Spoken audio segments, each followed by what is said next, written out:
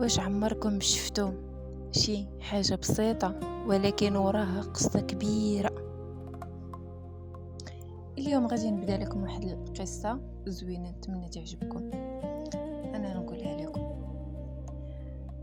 اليوم. بغيت نحكي لكم على واحد الحاجة اللي كتفكرني دائما في الايام الزوينة، اللباس المغربي، الحنة ديال المناسبات، وبقاو معايا حتى الاخر، حيت غادي نقول لكم علاش هاد التفاصيل الصغيره عندها قيمه كبيره من عندي.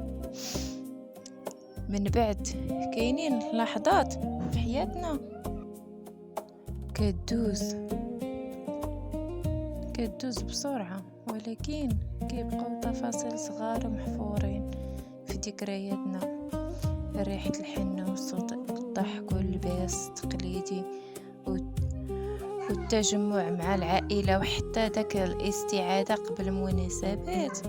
مرات ما كان نحتاجوش شي حاجة غالية باش نفرحوا، غير كنلبسوا حاجة كنحبوها، نديروا الحنة ونلبسوا مع الناس اللي عزازين علينا، وخلي التصويرة يمشي ببطء على تفاصيل اللباس واليد والحن. والحاجة اللي تعلمتها مع الوقت هي أن الجمال ماشي غير في المظهر، الجمال حتى في الإحساس اللي كيجي معاه.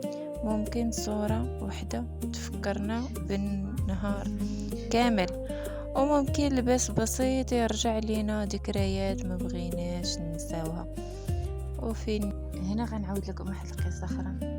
كان يا ما كان في واحد الدوار صغير كانت عيشة بنت سميتها سلمى، ومعروفة بين الناس بأخلاقها وطيبة قلبها، وكانت كتعاون أمها في كل حاجة.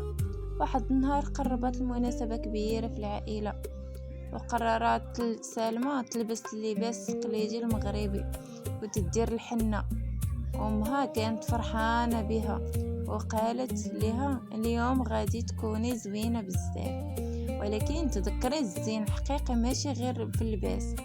ضحكت سلمى وقالت عارفة أمي، أهم حاجة هي القلب. في نهار المناسبة لبسات سلمى القفطان ودارت الحنة في يديها، وخرجت عند العائلة. الناس كاملين بداو كيشوفوا فيها وكيقولوا ما شاء الله شحال زوينة. ولكن وسط الفرحة لاحظت سلمى في واحد الحاجة غريبة. واحد المرأة كبيرة في السن كانت واقفة بعيدة وكتشوف فيها وساكتة، وعينيها عامرين بالدموع. مشات عندها سلمى وقالت لا علاش كتبكي، واش شي حاجة وقعت؟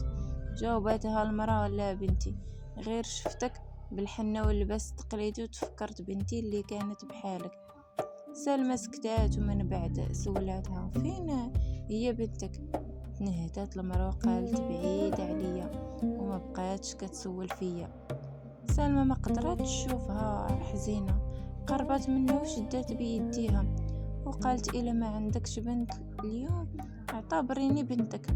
المرأة بقات كتشوف فيها مصدومة، ومن بعد حضناتها وهي كتبكي. ولكن اللي ما كانتش سلمى عارفة هو ان هاد المرأة كانت عندها حكاية كبيرة، وان اللقاء ديالها ما كان صدفة. وفي الاخر الليلة قبل ما تمشي سلمى عطات المرأة لها علبة صغيرة وقالت ما تفك للدار.